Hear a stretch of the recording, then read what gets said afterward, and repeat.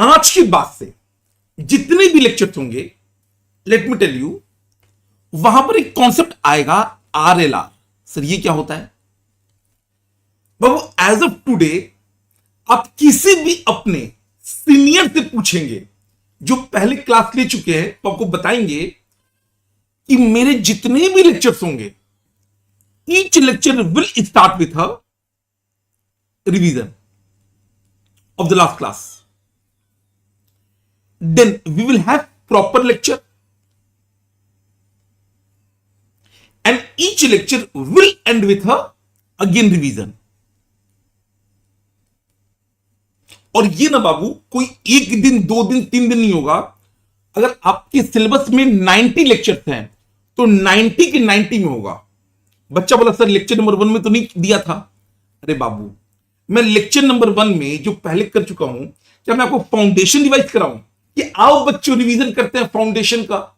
नहीं, इससे वहां पे नहीं हुआ था, आज से स्टार्ट हो जाएगा ना। आई अंडरस्टैंड कि आपके मन में कई सारे डाउट्स हैं। सर किताब कितनी होगी, कितने नोट्स बनाने हैं, वो सब मैं आपको इस लेक्चर में बता दूंगा, आप चिंता मत कीजिए। आइए सारे बच्चे एक बार, अच्छा एक और पॉइंट, मैं ना जो भी लेक्चर स्टार्ट करता हूं, जीवन में एक बंदा है, मैं बहुत ज्यादा इंप्रेस्ड उससे। उसका नाम है, अगर आप अभी बॉलीवुड में जो करंट जनरेशन है नए एक्टर्स का, एक बंदा जो सबसे ज्यादा इंप्रेसिव है मेरे हिसाब से, वो है विकी कौशल।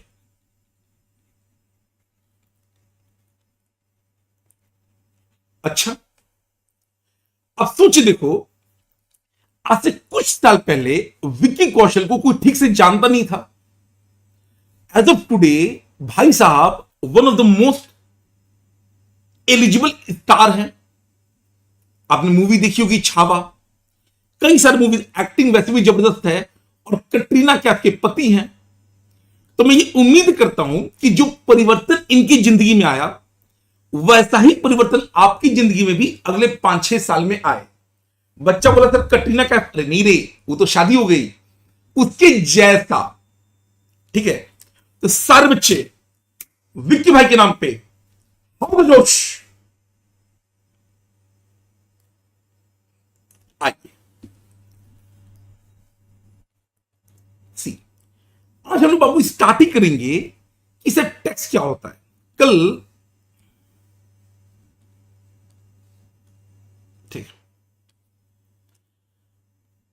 हम लोग बाबू स्टार्ट ही करेंगे व्हाट इज टेक्स्ट ना। एक तरीका है कि मैं आपको पावर पॉइंट प्रेजेंटेशन में ये दिखा दूं, हम लोग ऐसा नहीं करते हैं, डोंट वरी।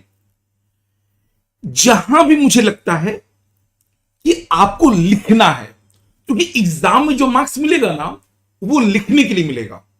तो let me tell you the kind of books that we provide. Market में बाबू ऐसे बुक्स नहीं है। अगर आप देखोगे तो ये हमारी मेन बुक है, डिटेल बताऊंगा। इसको मैं बताऊं चालीसा, ये ना कुछ ऐसा होता है, कुछ ऐसा होता है।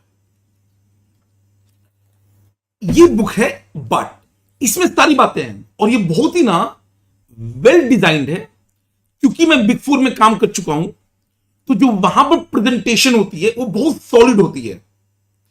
उसी नॉलेज को इस्तेमाल करके ये बुक बनाई गई है, और ये मैंने किसी और से नहीं बनवाया है, ये कंप्लीट इन हाउस मेरे द्वारा टाइप किया हुआ, मेरे द्वारा डिजाइन किया हुआ है।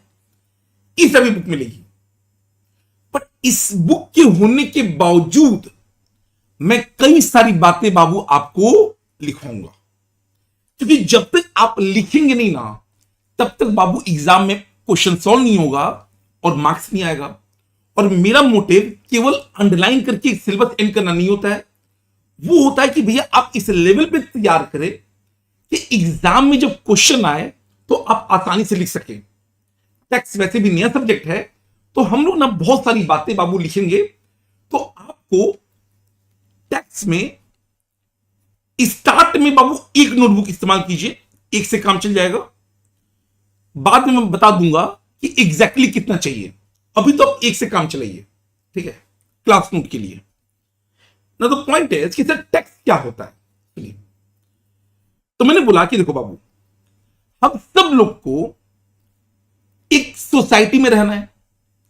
अगर मैं बोलूं कि सुनिए ना, चलो एक जगह जहां पर ना पेट्रोल डीजल एकदम सस्ता मिल जाएगा, जमीन एकदम सस्ता, फ्लैट 2 लाख रुपया में।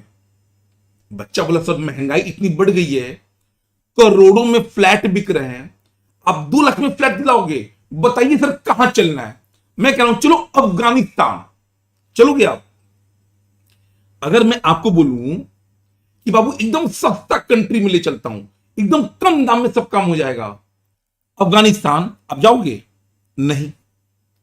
द पॉइंट इज टैक्स होता है कि अगर आपको किसी भी सिविलाइज सोसाइटी में रहना है, एक ऐसी सोसाइटी में जहां पर बेसिक सुरक्षा हो, सिक्योरिटी हो, बेसिक इंफ्रास्ट्रक्चर हो, हेल्थ का, एजुकेशन का, रोड का।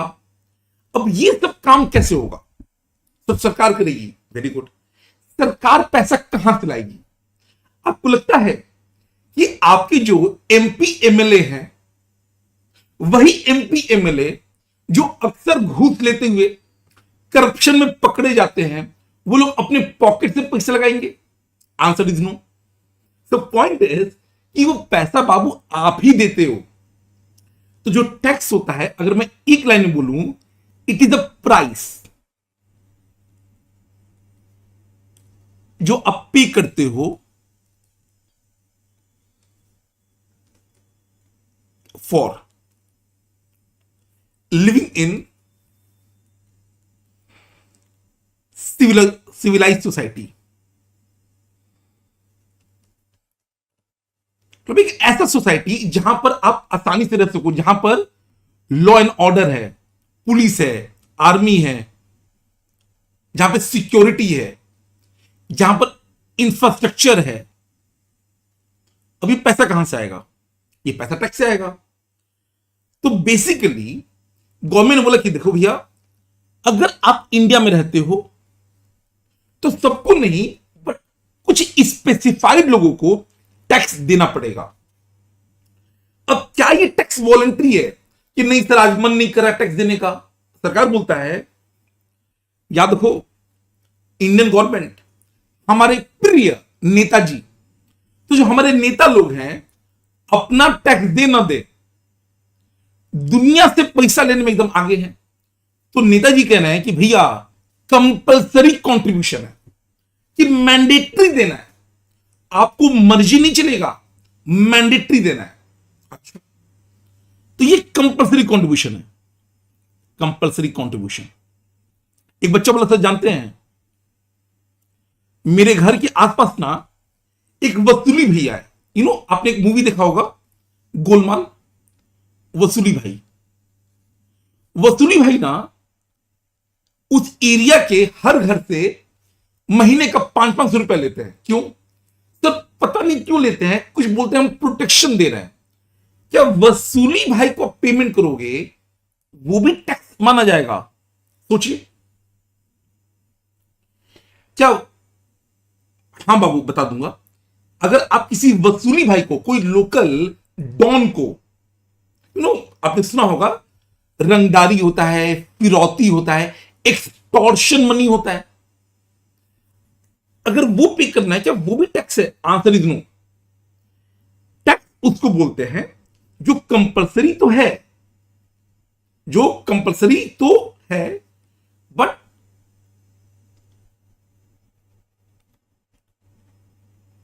इन टर्म्स ऑफ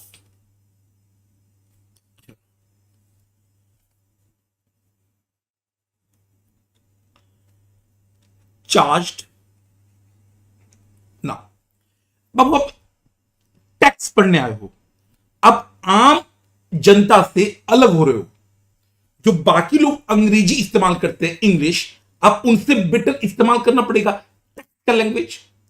तो हम लोग ना बाबू कई जगह सिंपल इंग्लिश नहीं यूज करके उसका बेटर वर्ड यूज करेंगे। जैसे ये कंपल्सरी कंट्रीब्यूशन है, चार्ज्ड, इम्पोज्ड, बट आप एग्जाम पता क्या यूज करोगे? आप एग्जाम यूज करोगे levied, LEVIED, levied, under law. यानी जब तक कानून बोलेगा ना, उसको हम बोलते हैं टैक्स।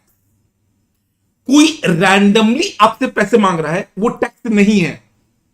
ओके, अब इमेजिन मैं कैडबरी हूं, कैडबरी, सरकार ने बोला कैडबरी भाई टैक्स दो।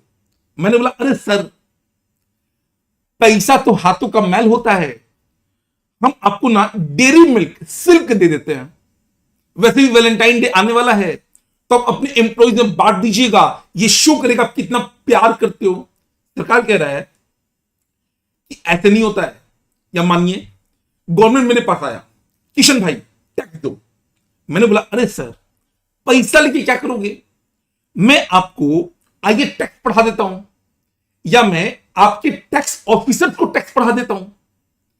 सरकार बोलता है ये सब ना चलेगा, it has to be monetary. यानी जब आप टैक्स पे करोगे, क्या आप काइंड में पे कर पाओगे? काइंड में आंसर इज नो। बट जैसा मैंने बोला कि हमें ना बेटर शब्दों का इस्तेमाल करना है, हमें सीखना है, तो इस मनी को ना बाबू हम एक और वर्ड यूज करते हैं। मैं कल भी बताया था, कोई भी मम्मी के पेट से बाबू सीख के नहीं आता है, हमें इसी धरती पे सीखना होता है। तो अगर कोई मैं आपको अच्छी बात बताऊं अंग्रेजी, उसको कहीं नोट कर लीजिएगा। मनी को नाम एक और वर्ड बोलते हैं पेक्यूनियरी, PECUNIARY, पेक्यूनियरी बर्डन। तो मॉनेटरी को हम क्या बोलते हैं? पेक्यूनियरी बर्डन। अच्छा सर, ये किस पे लगता है? तो सरकार बोलता है देखो बाबू, अगर आप इनकम कमाते हो तो उसको बोलेंगे इनकम टैक्स, उस पर जो टैक्स देना पड़ेगा उसको बोलेंगे इनकम टैक्स। अगर मानिए आप सामान बेचते हो, अगर आप सामान बेचते हो ऑन सप्लाई ऑफ गुड्स और सर्विस, तो आपने सुना होगा एक टैक्स होता है जिसको श्री श्री राहुल गांधी जी बोलते हैं गब्बर सिंह टैक्स। जो लोग उस टैक्स को फेवर करते हैं वो बोलते हैं गुड एंड सिंपल टैक्स, और हम लोग उसको प्यार से बोलते हैं GST। क्या बोलते हैं हम? Good and service tax. अच्छा, इसके अलावा हो सकता है जब आप इंपोर्ट एक्सपोर्ट करते हो,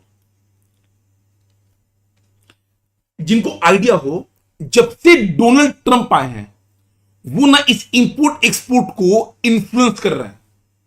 इंडिया में जब आप माल इंपोर्ट करोगे आपको टैक्स देना पड़ता है। एक बात बताऊं, इमेजिन ये हमारा प्यारा भारत देश, अगर मानिए आप एक रोल्स रॉयस इंपोर्ट कर रहे हो, कितना टैक्स लगता होगा? कितना टैक्स? अगर मानो इसका वैल्यू है 2 करोड़, तो कस्टम ड्यूटी कितना लगता होगा? इमेजिन इमेजिन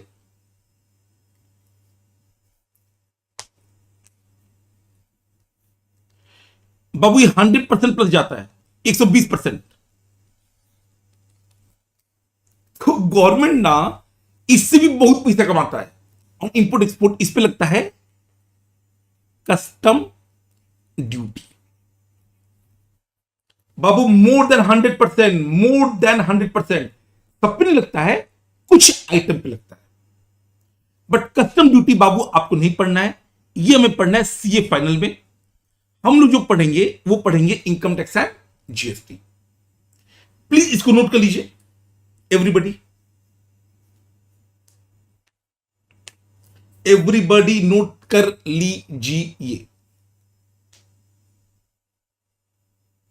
और जैसे नोट हो जाए आप चैट बॉक्स में डन, डीएन, डी, आप कुछ भी लिख सकते हो, बट कुछ लिखिएगा, ठीक है।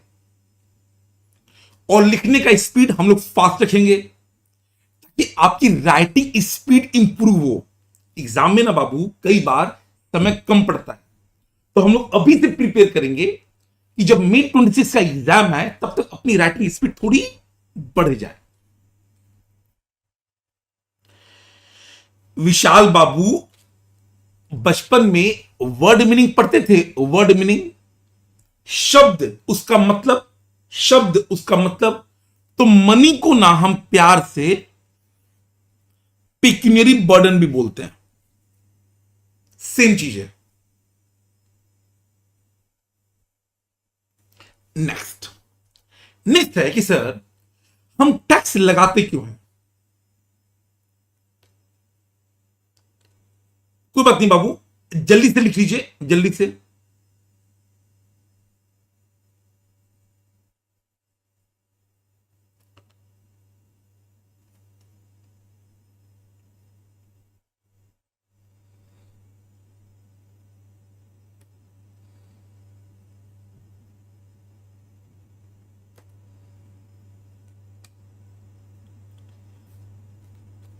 दुबई में टैक्स कम या ना के बराबर क्यों है?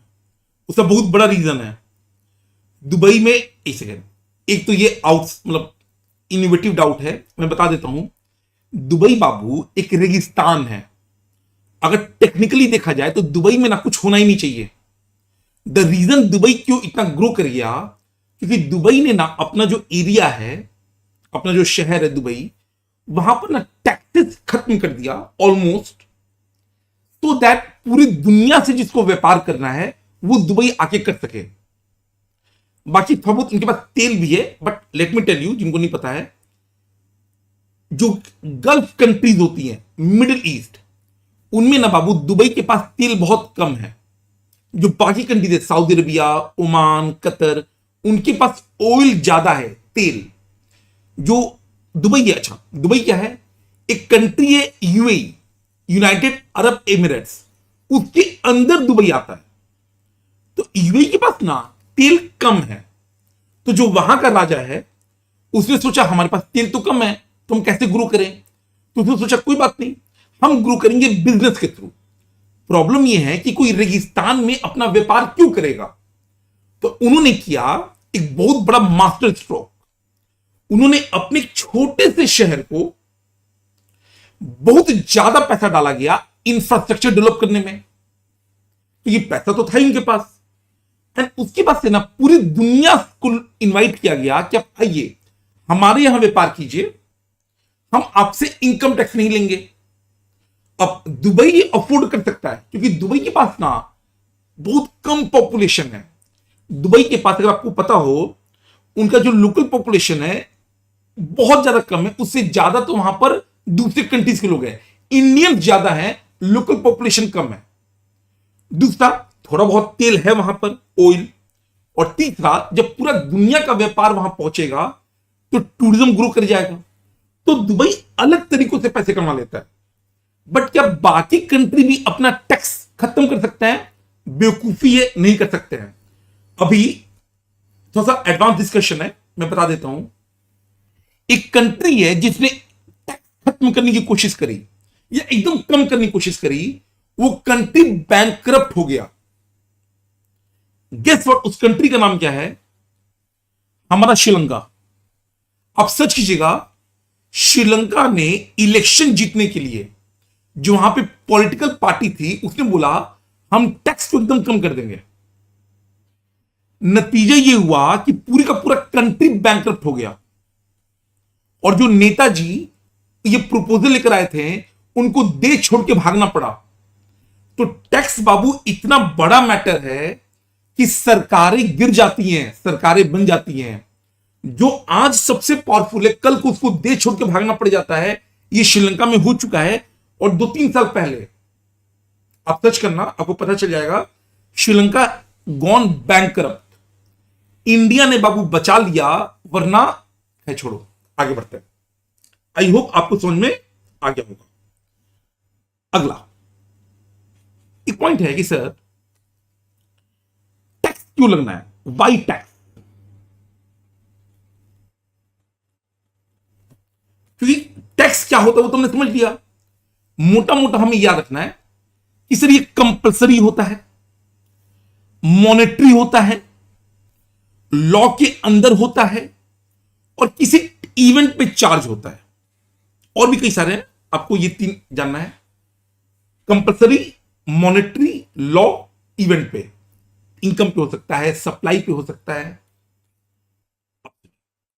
तो टैक्स क्यों इंपॉर्टेंट है? तो सी, आप इस बात को मानते हो कि देश की सरकार की जिम्मेदारी है वो पूरे देश को मैनेज करे।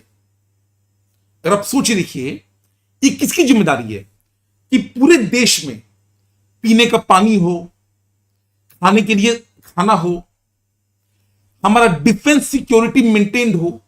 ये सारी जिम्मेदारी बाबू सरकार पे है। बट सरकार के पास पैसे कहां से आएंगे? तो government, let me tell you, जो उसका इनकम होता है ना, इनकम 80% टैक्स से आता है। कितना परसेंट? 80%। तो अगर आप देखोगे कि टैक्स क्यों इंपॉर्टेंट है, क्योंकि सबसे पहले ना इस बात को समझिए कि गवर्नमेंट जिम्मेदार है, is responsible for managing country. अब इसको करने के लिए उनको कई सारे खर्चे करने पड़ते हैं, कई सारे खर्चे करने पड़ते हैं, जैसे सोशल वेलफेयर। बच्चा बोला सर बट गवर्नमेंट तो कुछ करता नहीं है। बाबू आपको लगता है, अगर आपको लगता है कि गवर्नमेंट कुछ नहीं करता है, इसका मतलब है ना बाबू कि आपका जो परिवार है वो अपर मिडिल क्लास है या रिच फैमिली है। जो भी एवरेज बच्चे हैं मेरी तरह, जो नॉर्मल हैं, उनको पता है कि गवर्नमेंट बाबू खर्चा करता है, करप्शन है। लेट मी टेल यू, जब मैं क्लास पढ़ाऊंगा मैं आपको वो बातें भी बताऊंगा ना जो कि सोसाइटी के लिए रेलेवेंट है। करप्शन कैसे है, कैसे करप्शन को टैकल करते हैं, वो सब पढ़ेंगे। बट इवन देन कोई ये इनकार नहीं कर सकता है, पिछले कुछ सालों में, 10 साल में आपके घर या आसपास नल आया होगा। जहां पे पीने का पानी नहीं है, गवर्नमेंट घर घर नल पहुंचाया है। आपने सुना होगा एलपीजी का गैस सिलेंडर मिलता है। एक बहुत बड़ा कॉन्सेप्ट जिसको हम लोग नॉर्मली उतना भाव नहीं देते हैं, मिड डे मील। बेटा ये बहुत ज्यादा इंपॉर्टेंट चीज है। हमारा देश अभी भी गांव में रहता है, और जब तक बाबू गांव के लोग इकोनॉमिक में इक्वल कंट्रीब्यूशन नहीं करेंगे, देश आगे नहीं बढ़ेगा। प्रॉब्लम यह है कि कई जो पीछे वाले गांव हैं, जो उतना डेवलप नहीं हुआ है, वहां पर ना ठीक से खाने को नहीं है। बच्चे बड़े हो जाते हैं, उनको न्यूट्रिशन नहीं मिलता है, एजुकेशन नहीं मिलता है। तो गवर्नमेंट ने बोला कोई बात नहीं, हम स्कूल अपने बच्चों को भेजिए, हम आपको बढ़िया खाना खिला देंगे। तो मिड डे मील, मैं फिर बोल रहा हूं, करप्शन है, बट करप्शन होने के बावजूद ना ये बहुत ज्यादा सक्सेसफुल है। तो इस टाइप की जो सोशल वेलफेयर है, वो पैसा कहां से आएगा? पैसा टैक्स से आएगा। दूसरा, इंफ्रास्ट्रक्चर।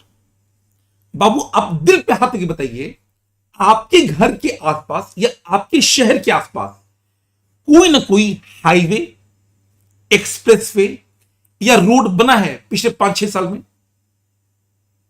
सोच बताइए, क्या आपके घर के आसपास कोई भी हाईवे वगैरह बना है? बना होगा, बना होगा। और ये हाईवे पुराने वाले की तरह नहीं है पतले पतले, ये बहुत ज्यादा वाइड है। And please let me tell you, infrastructure development का मल्टीफोल्ड इंपैक्ट पड़ता है, क्योंकि व्यापार तेज हो जाता है तो बहुत फायदा होता है। इंफ्रास्ट्रक्चर हो गया। आपको पता है इंडिया कितना पैसा डालता है इंफ्रास्ट्रक्चर में? 11 lakh crore. Just imagine this, 11 lakh crore. इसके अलावा आप लोग बाबू जब पढ़ाई करते हो तो आपको हो सकता है प्राइवेट स्कूल में गए होंगे, बट सरकारी स्कूल भी होता है। जो आईआईटी वगैरह है वो सब सरकारी है। आपको क्या लगता है, जो आईआईटी है, जो दिल्ली यूनिवर्सिटी है, दिल्ली यूनिवर्सिटी में जो आप फी देते हो, उस फी के दम पे खर्चा हो जाता है? जो डीयू वाले या जो आईआईटी वाले जो आपसे पैसे चार्ज करते हैं, वो बहुत कम पैसे चार्ज करते हैं। You will be surprise to know कि उसमें गवर्नमेंट पैसा देता है। तो एजुकेशन हो गया।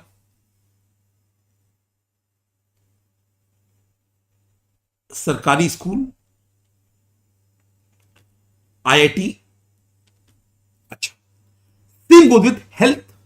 भाई हेल्थ भी तो है। सरकारी अस्पताल, आपने कोविड वैक्सीन सुना होगा, लिया भी होगा या आपके घर में किसी ने लिया होगा। वो जो वैक्सीन हुआ था सब फ्री में गया था। पैसा कहां से आएगा? एंड एक प्रॉब्लम क्या है ना, कि हमारे जो पड़ोसी देश है, प्रॉब्लम क्या है कि आप दोस्ती यारी चुनते हो, पड़ोसी आप नहीं चुनते हो। पड़ोसी भाई भगवान जी देते हैं। अब हमारा जो दो पड़ोसी है, एक तो बहुत पावरफुल है, China. Let me tell you upfront, मैं कभी भी आपको ऐसी बात नहीं बताऊंगा जो कि रियल नहीं हो। इंडिया और चाइना में बहुत अंतर है। China is very very powerful, much more powerful. China का जीडीपी हमारी जीडीपी से 4 गुना है। तो चाइना बाबू अभी बहुत ज्यादा एडवांस है इंडिया से। इंडिया कैचअप कर रहा है, it will take time. But गलती क्या है ना, कि हमारे पास एक और बंदा है, पाकिस्तान। अब अभी आपने देखा होगा ऑपरेशन सिंदूर। अब ऐसे जब नेबर्स होंगे जो दोनों हॉस्टाइल नेबर है, हॉस्टाइल मतलब होता है दुश्मन जैसा, नेबर मतलब पड़ोसी, हॉस्टाइल मतलब दुश्मन टाइप। अब इस चक्कर में क्या होता है कि हमें अपना डिफेंस खर्चा करना पड़ता है।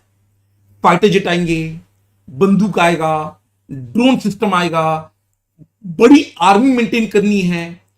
तो ये जो डिफेंस है बाबू, ये भी एक बहुत बड़ा खर्चा है, जो कि बहुत ज्यादा नेसेसरी है।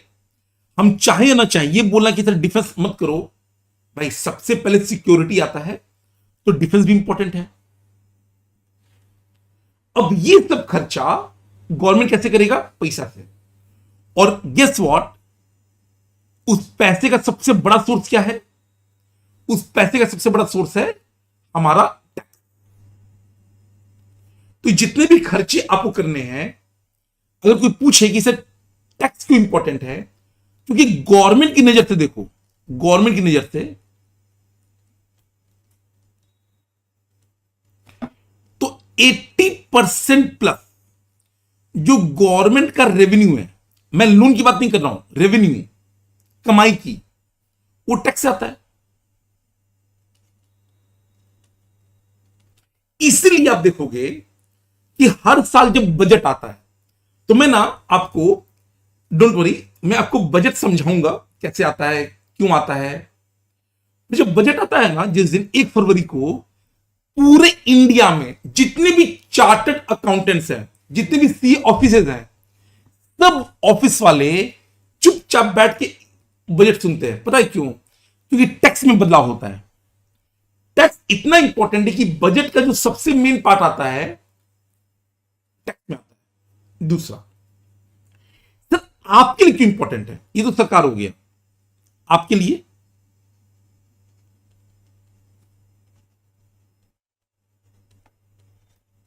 सी, एक तो बाबू हमें चाहिए marks. It's as simple as that. कोई बाबू इसको एक्सेप्ट करने में दिक्कत नहीं है। लॉन्ग टर्म जो ऑब्जेक्टिव है वो तो है, शॉर्ट टर्म ऑब्जेक्टिव ये है कि भाई साहब ये स्कोरिंग सब्जेक्ट है, इसमें मार्क्स आ सकता है।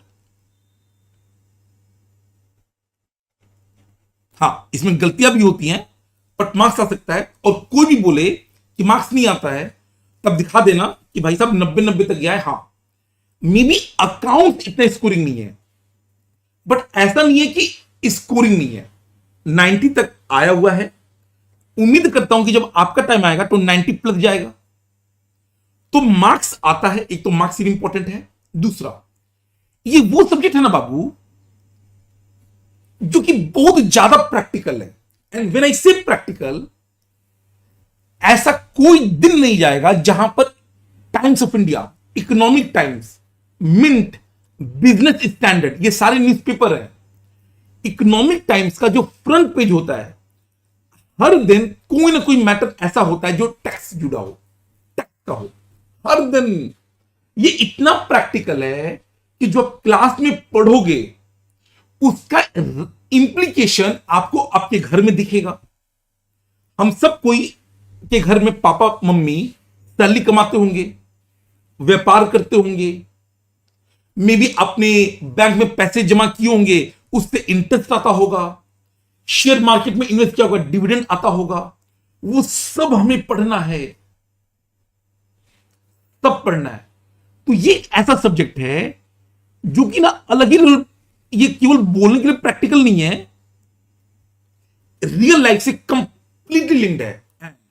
ये लाइव सब्जेक्ट है। लाइवली मतलब ये बदलता है, ये स्टैटिक नहीं है।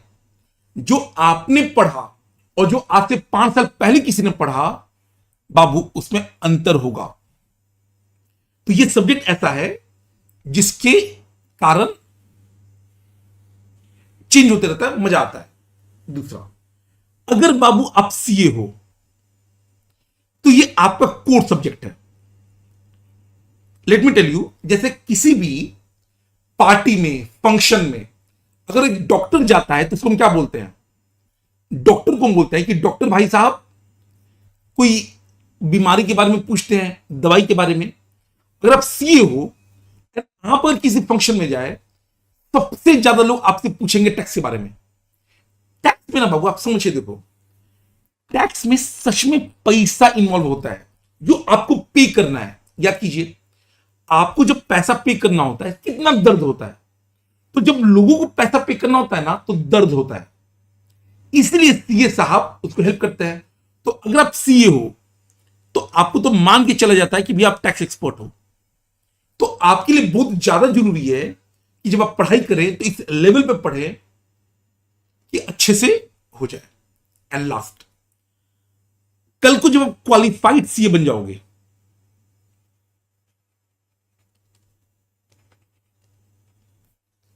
कल को मैंने बाबू अच्छा खासा जॉब किया हुआ है, मैंने ऑडिट में भी जॉब किया है, मैंने टैक्स में भी किया है, और जॉब भी ऐसी जगह से किया है जहां पे लोग सपना देखते हैं जाने का। लेट मी टेल यू, जो टैक्स की जॉब्स है ना, वो कंपैरेटिवली बेटर होते हैं, पैसा भी बेटर मिलता है, वर्क लाइफ बैलेंस बेटर होता है। और ये तो मैं आपको पूरा अपना कहानी बताऊंगा। पीडब्ल्यूसी में हम लोग जब टैक्स का काम करते थे तो कैसे होता था, मैं बताऊंगा। कि एक बार मैं गोवा गया था अपने ऑडिट असाइनमेंट के लिए, 10 दिन के लिए मैं गोवा में था, और मैं एक बार उस कंपनी के प्रेमाइसिस से बाहर नहीं जा पाया, इतना ज्यादा इंटेंस प्रेशर था काम का। ये सब कहानी मैं बताऊंगा। द पॉइंट इज कि एज अ क्वालिफाइड सीए, जो टैक्स का जॉब है वो हायर पेइंग होता है। और अगर आप प्रैक्टिस भी करते हो ना, प्रैक्टिस का मतलब होता है क्लाइंट का काम करना। आपने सुना होगा कि कोई इनकम टैक्स का केस लग जाता है, उसे मैं बताऊंगा कि आपने इनकम टैक्स पे किया, फिर वहां से सरकार आपको पेनल्टी मार दिया, वो सबको हैंडल करना, रिटर्न फाइल करना आपने सुना होगा। टैक्स प्रैक्टिस वो सब बेटर होता है। तो टैक्स बाबू एक कंप्लीट पैकेज है जो सबके लिए इंपॉर्टेंट है। Any doubt?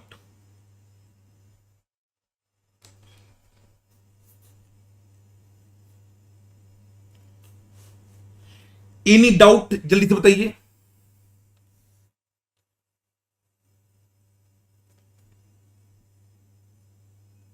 और नोट कर लीजिए।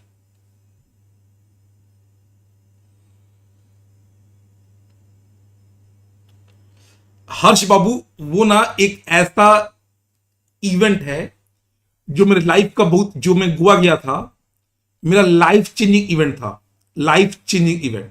मैं आपको एक्सप्लेन करूंगा जब समय आएगा, और ये सारी बातें ना मैं आपको सिलेबस से जोड़ दूंगा, ऐसा कहानी नहीं जाएगा, ये सिलेबस के किसी टॉपिक से मैं जोड़ दूंगा। भाई साहब, ये बहुत खतरनाक दिन था, वो जो 10 दिन था गोवा का, बहुत खतरनाक था, बताऊंगा मैं बाद में। जैसे हो जाए बाबू, डन बताइएगा।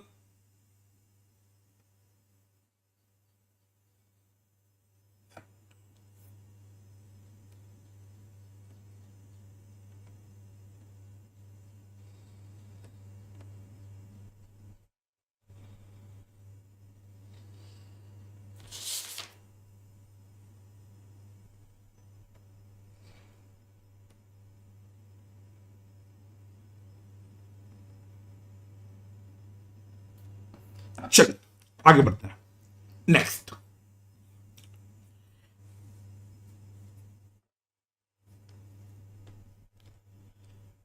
सजन बाबू, अभी हम लोग क्या कर रहे हैं बेटा, अभी हम लोग ना वार्म अप कर रहे हैं, इंट्रोडक्शन। जो आप क्वेश्चन पूछ रहे हो वो ना धीरे धीरे पता चलेगा over a period of 80 lecture. कितने लेक्चर? 80 लेक्चर। तो हौले हौले। नेक्स्ट, कई बच्चे पूछ रहे हैं सर आप बुक्स क्या दोगे, कितना नोटबुक बनाना पड़ेगा, टेक्निक क्या होगा। तो पहले मैं ये बता दूं आपको कि कितना हम लोग बुक्स देंगे, कैसे काम करेंगे। सुनिए, जो आईसीआई का स्टडी मैट होगा, लेट मी टेल यू, वो ज्यादा नहीं, 2300 प्लस पेजेस का होता है। कितना कितना कितना? 2300 पेजेस, और इसमें क्वेश्चंस बहुत कम होते हैं। आपको लगता नहीं है कि दिक्कत हो जाएगा 2300 पेज पढ़ना? एग्जैक्टली तो हमने क्या किया है, सुनिएगा ध्यान से। जब भी कोई भी टॉपिक स्टार्ट होगा, any topic whatever, any topic, सबसे पहले बाबू हम लोग एक उसका लेंगे लॉजिक, कोई बैकग्राउंड,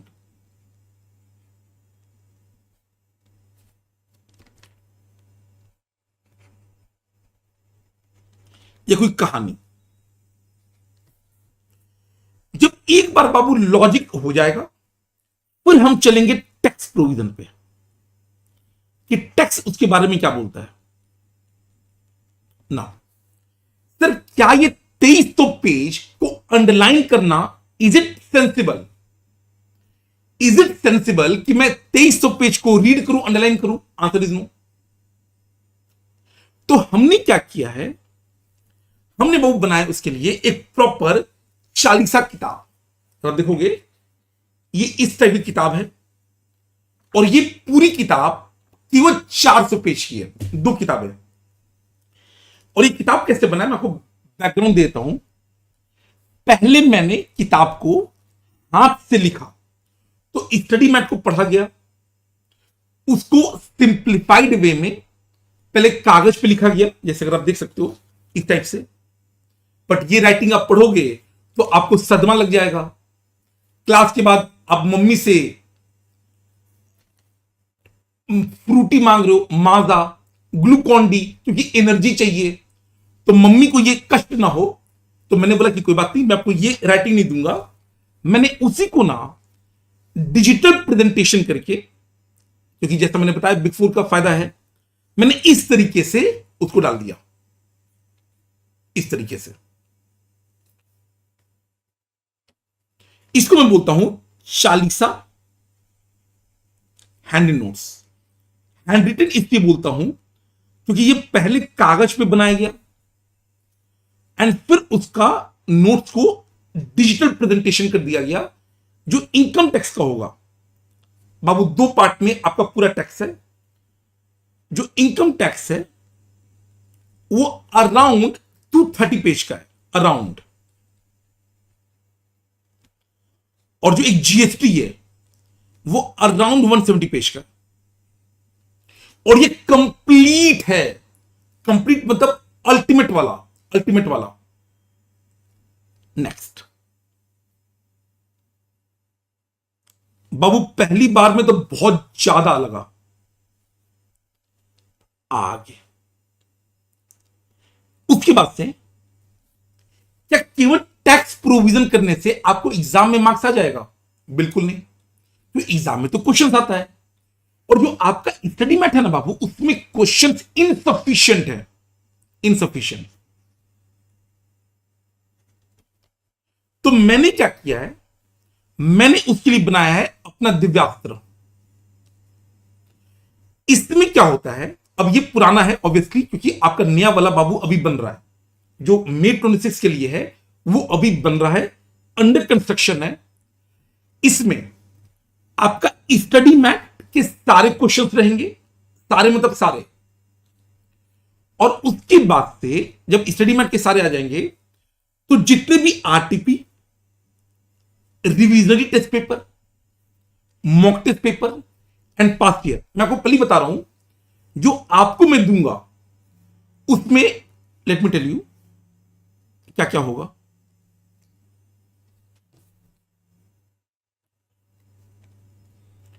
इसमें बोलता हूं दिव्यास्त्र क्वेश्चन बैंक,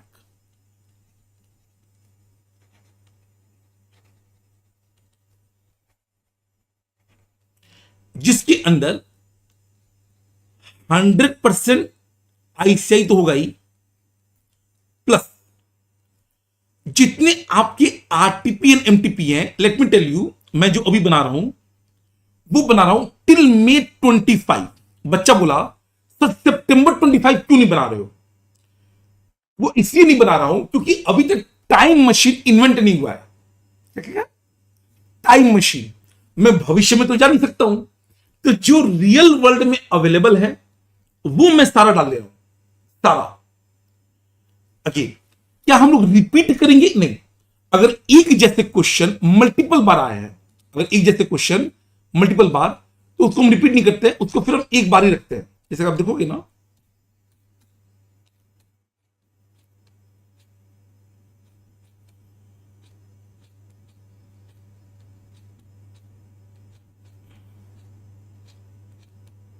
मतलब इसमें ना कहीं पर भी क्वेश्चन रिपीट नहीं होगा, जो भी क्वेश्चन होंगे वो यूनिक होंगे, ताकि अननेसेसरी हमारा टाइम वेस्ट ना हो।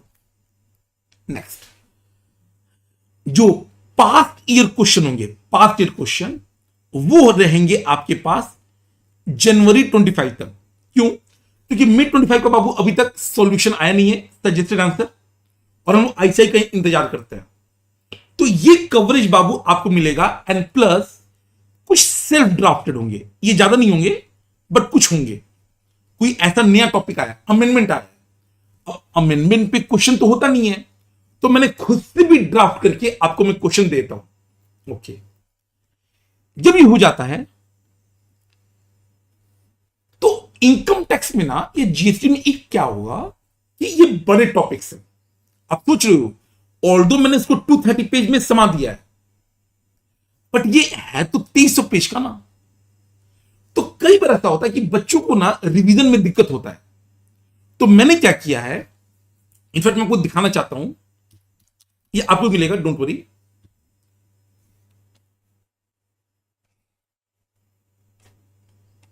आपको नया वाला मिलेगा। मैंने बोला था ना कि हम लोग ऑडियो समरी देते हैं, तो हर चैप्टर का बाबू ऑडियो समरी है, कंप्लीट चैप्टर का ऑडियो समरी एक साथ। इंडस्ट्री में ये कोई नहीं करता है, कंप्लीट चैप्टर का ऑडियो समरी एक साथ। इसके अलावा इसे मानो इनकम टैक्स है, इसमें एक ड्रोन चार्ट होता है। फॉर एग्जाम्पल, ये सबसे बड़ा टॉपिक है जिसको आपने नाम सुना होगा या सुनोगे, PGP, profit and gain from business and profession. Just look at this. ये बाबू बनाया गया है आपके लिए। ये क्या है, एक तो आप देखना डिजाइन, और ये बाबू सेल्फ ड्राफ्टेड है। अगेन ये पावर पॉइंट पे मैंने बनाया है, कोई थर्ड पार्टी, कोई एजेंसी नहीं, कुछ नहीं, simple power point presentation. In fact जब मैं बच्चों को बताता हूं कि जो चालीसा है ये माइक्रोसॉफ्ट वर्ड पे बना है। आधा दुनिया विश्वास नहीं करता है कि माइक्रोसॉफ्ट वर्ड है। तो ये बाबू माइक्रोसॉफ्ट वर्ड है चालीसा। जो ड्रोन चार्ट है वो माइक्रोसॉफ्ट का पावर पॉइंट। अब यहां पर ना केवल टॉपिक लिखा हुआ है। अगर आप देखोगे तो जगह दिया है ऊपर में, नीचे में। ये जगह इसलिए दिया हुआ है ताकि बच्चा जब खुद से पढ़ ले उसके बाद से आपको इसका प्रिंट आउट निकालना है। और प्रिंट आउट छोटे वाले पेज पे नहीं, एक पेज आता है, मैं बता रहा हूं A3। जो नॉर्मली पेपर होता है वो होता है A4। आपको निकालना है A3 पे और फिर पूरे चैप्टर को आप इसमें लिख दो रफ में। सर क्या ये संभव है? बिल्कुल है। कई बच्चा बाबू ये करता है, ये ना एक अल्टीमेट समरी बन जाएगा। मैंने तो आपको चालीसा दे दिया, बट चालीसा भी तो काफी बड़ा है। आप उसको यहां पे डाल दो और जगह है, इतना जगह है कि आप छोटे में लिखोगे आपका बन जाएगा। तो ये बाबू मिलता है ड्रोन चार्ट। अगेन ये पहली बार है। जो इसके पहले में देता था वो ना डार्क बैकग्राउंड था।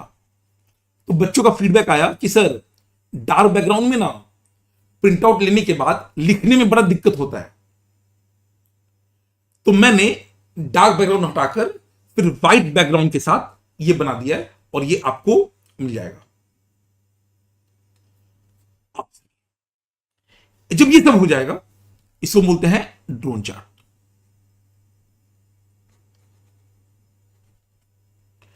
इसका काम क्या है? इसका काम है रिकॉल करने का। फिर आएगा बाबू जो डेली आपको रिवीजन होता है, डेली रिवीजन, उसका बनता है ऑडियो समरी।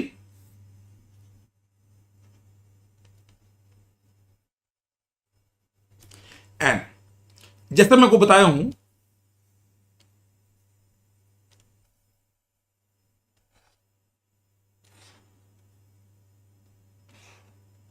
ये वैसे तो पुराना है बट कोई नहीं, मैं आपको दिखा देता हूं। अच्छा,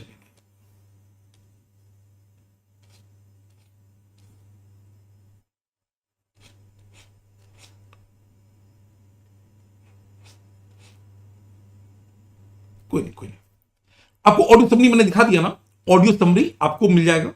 तब ये बाबू दो टाइप से मिलेगा। एक तो बाबू लेक्चर वाइज मिलेगा, लेक्चर वाइज। तो हर दिन जो लेक्चर होगा उसका ऑडियो समरी आपके ग्रुप पे आ जाएगा। एंड दूसरा, जब चैप्टर एंड होगा तो चैप्टर वाइज मिलेगा। लेक्चर वाइज ना हम एक ट्रैकर देते हैं, योद्धा टीम का एक कॉमन ट्रैकर है जिसमें सारे सब्जेक्ट, अकाउंट्स हो, लॉ हो, कॉस्टिंग, एफएम, टैक्स, एसएम, सब कुछ उस ट्रैकर में आपके सारे लेक्चर्स का लिंक होता है और साथ ही साथ ऑडियो समरी का लेक्चर वाइज लिंक होता है। और जो चैप्टर वाइज होता है वो तो मैंने आपको बता ही दिया कि आपको एक जगह मिलता है ऐसे करके, ठीक है। इसके अलावा सर क्या हो गया? नहीं, फिर हम लोग करते हैं एमसीक्यू क्विज। एंड कई बच्चे इसको बोलते हैं सर ये एमसीक्यू क्विज नहीं है, ये रियलिटी टेस्ट है। क्योंकि हमें ना बहुत जल्दी लगता है कि सर हमें सब कुछ आ गया, ओवर कॉन्फिडेंस एकदम यहां पे रहता है। एमसीक्यू क्विज आपको वापस से धरती पे लाता है, क्योंकि सिली मिस्टेक करवाता हूं मैं। एमसीक्यू क्विज ऐसे ड्राफ्ट किया जाता है कि गलतियां हो, जितनी गलतियां होंगी उतना अच्छा है। तो क्विज होता है और ये हर चैप्टर का होता है, ईच चैप्टर।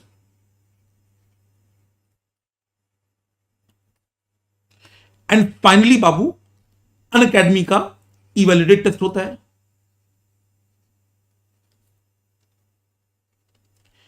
देन आपका प्री एग्जाम मैराथन होता है। आपको लगता है कि आपको कुछ और चाहिए? आपको लगता है कि आपको कुछ और भी चाहिए इसके अलावा? एनीबडी? जो आपका एग्जाम पड़ेगा May 26 में, anything else you want?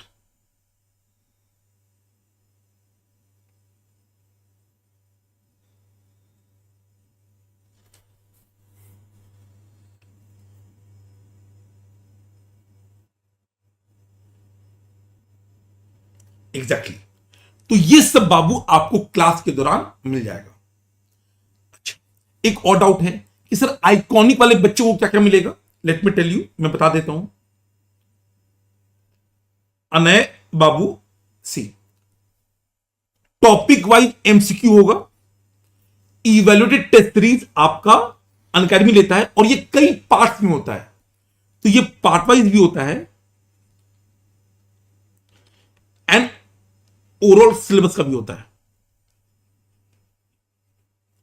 Her chapter का पॉसिबल है, एक बार बताओ। सी, हवा में बातें करना बहुत आसान होता है। मैं जो ये आपको लिखवा रहा हूं ना, आप किसी भी सीनियर से पूछना कि क्या उनको ये सारा कुछ मिला है कि नहीं मिला है। कोई भी सीनियर होगा आपका, आप उनसे पूछना कि सर क्या आपको ये सारी बातें मिली हैं। They will be able to help you better, क्योंकि मैं जो बोलता हूं ना, मैं वो लिख देता हूं कि कल को आप मुझे बोल सको कि सर आपने ये बोला था नहीं मिला। इनफैक्ट इसमें कुछ बातें अभी भी नहीं लिखी हुई हैं। जैसे मैं एक लिस्ट ऑफ इंपॉर्टेंट सेक्शन देता हूं, क्योंकि इनकम टैक्स और जीएसटी में सेक्शंस होते हैं, तो मैं उसका भी लिख देता हूं, इंपॉर्टेंट सेक्शंस का अलग से। तो ये चैप्टर वाइज टेस्ट बोलना बहुत आसान है। जब करने की बारी आती है ना बाबू, बच्चा 80% बच्चा क्विज देने नहीं आता है। पहला क्विज में 90% बच्चे आते हैं, अगले क्विज में 70%, थर्ड क्विज तक आते आते 50%, और फोर्थ क्विज तक आते आते वही 50-40 बच्चे आते हैं। बाकी बच्चे आते ही नहीं है। द पॉइंट इज, बोलना बहुत आसान है कि तो चैप्टर वाइज पूरा टेस्ट ले लो। क्विज चैप्टर वाइज होगा, टेस्ट होगा मल्टीपल चैप्टर्स को ऐड करके। मल्टीपल चैप्टर्स को ऐड करके वो अनअकैडमी ले लेगा, मल्टीपल चैप्टर्स को ऐड करके। ठीक है। अच्छा, अब मुद्दा ये है बाबू, आप ये नोट कर सकते हो कि कल को जब आपका सिलेबस एंड होगा तो मैं आपसे पूछूंगा कि इनमें से कौन सा सामान मैंने आपको नहीं दिया, एंड आप बता सकते हो कि सर कौन सा मिला और कौन सा नहीं मिला।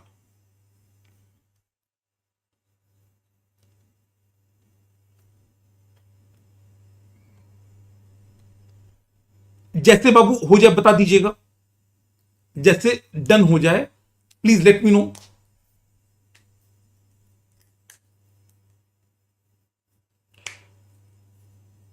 टेस्ट सीरीज मिलेगा, प्लस वालों को मिलेगा, मिलता है।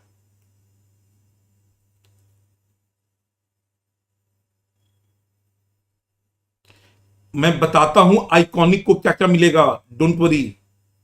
पहले ये नोट कीजिए, 1 2 3 4 5। सुनिए, आइकॉनिक वाले बच्चों को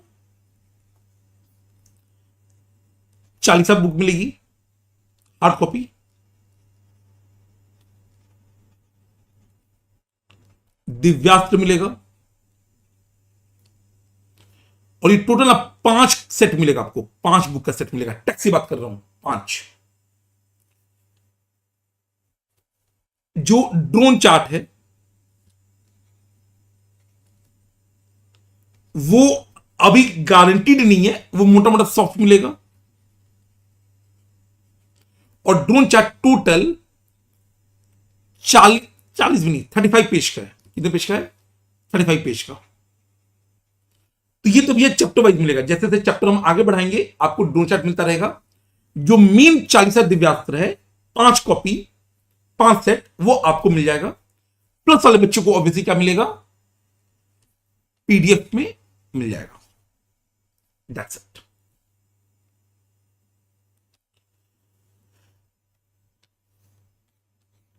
आगे बढ़े।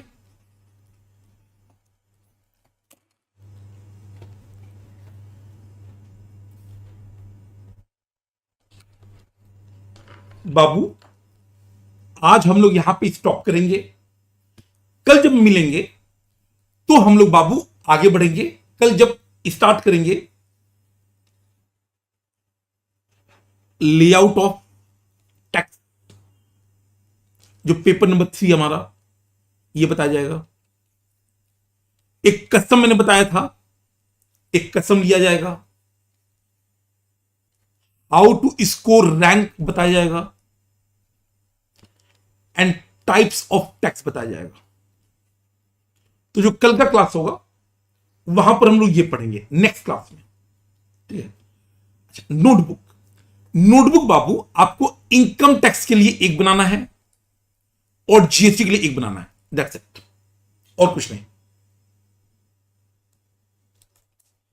तान्या बाबू प्लस क्लास पे मैं बता दूंगा। रिवीजन कर ले सारे बच्चे, एवरीबडी रिवीजन, सारे बच्चे विक्की भाई के नाम पे हाथ जोश,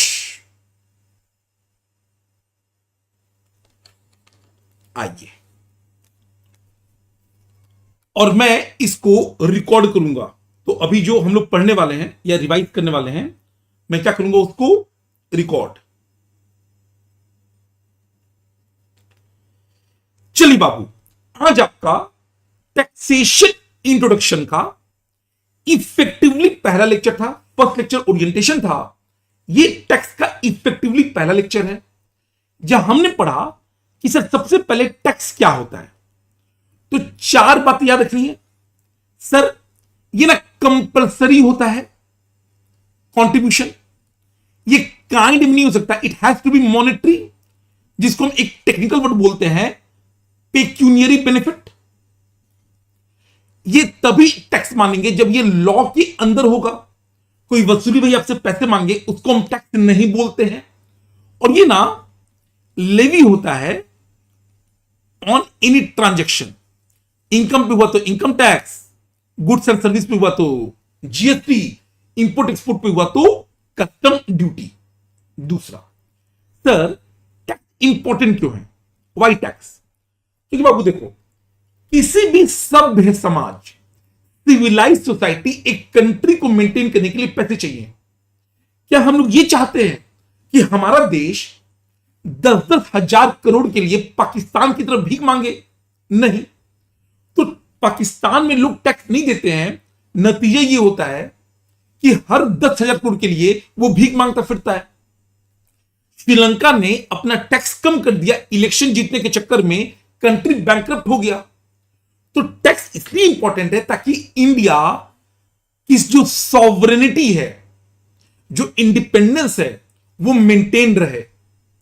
टैक्स इसलिए इंपॉर्टेंट है क्योंकि इंडियन गवर्नमेंट को कई सारा काम करना होता है, जैसे social welfare, mid day meal, education, health, road बनाना, इंफ्रास्ट्रक्चर, डिफेंस मेंटेन करना। अब इस सब के लिए पैसा चाहिए, और जो 80% प्लस गवर्नमेंट का रेवेन्यू है वो टैक्स से आता है। एज ए स्टूडेंट हमारे लिए इंपॉर्टेंट है, इसलिए इंपॉर्टेंट है क्योंकि सर एक तो इससे हमें मार्क्स चाहिए, दूसरा ये वो सब्जेक्ट है ना जो आपको लिटरली सीए बनाएगा। जो एक सीए का मतलब है कि भाई साहब आप किसी का टैक्स बचा सको। याद रखिएगा, कोई भी आपको इज्जत तभी देगा, रिस्पेक्ट तभी देगा, पैसा तभी देगा, या तो आप उसको पैसे कमा के दो, जैसे सेल्स एंड मार्केटिंग वाले करते हैं, या आप उनका पैसा बचा दो। टैक्स में आप उनका पैसा आसानी से बचा सकते हो लॉ के अंदर। तो एज ए स्टूडेंट आपको इसे पढ़ना है। एक तो मार्क्स चाहिए, दूसरा प्रैक्टिकल है, लाइवली है। जो न्यूज़पेपर होता है, इकोनॉमिक टाइम्स, बिजनेस स्टैंडर्ड, ये कमर्शियल न्यूज़पेपर टैक्स की लेक्चर के बाद आप पढ़ सकते हो। और जब मैं बाबू पढ़ाता हूं ना, मैं रियल लाइफ को बहुत ज्यादा इंटीग्रेट करता हूं। आप सर्च कीजिएगा, रियल वर्ल्ड के जो हैपनिंग्स होती हैं उसे बहुत ज्यादा इंटीग्रेट करता हूं। एंड तीसरा, जब आप सीए बन जाओगे तो मैंने बताया कि सीए का जो जॉब होता है या प्रैक्टिस होता है टैक्स के फील्ड में काफी बेटर होता है। आगे देन बाबू हमने डिस्कस किया अपना टेक्निक क्या रहने वाला है। तो पहले तो हर चीज का एक बैकग्राउंड लॉजिक आएगा, फिर मैंने आपको चालीसा के बारे में बताया कि कैसे मैंने 2300 पेजेस की किताब को हाथ से लिखकर 400 के अंदर ले आया। फिर मैंने दिव्यास के बारे में बताया, दिव्यास वो क्वेश्चन बैंक है जहां पर सारा स्टडी मैट, सारे RTP MTP past year till the latest one available था, वो इनकॉर्पोरेट कर दिया गया। फिर आपको रिकॉल करने के लिए एक बढ़िया सा ड्रोन चार्ट मिलेगा, जिसका मैंने आपको फोटो दिखाया, काफी सुंदर है। एंड फिर आपका ऑडियो समरी, जो कि मैं अभी रिकॉर्ड कर रहा हूं, एंड आपको मिल जाएगा ग्रुप पे। एंड फाइनली आपका MCQ quiz and evaluated mock test series. और जब एग्जाम एकदम करीब आएगा, उस समय प्री एग्जाम मैराथन।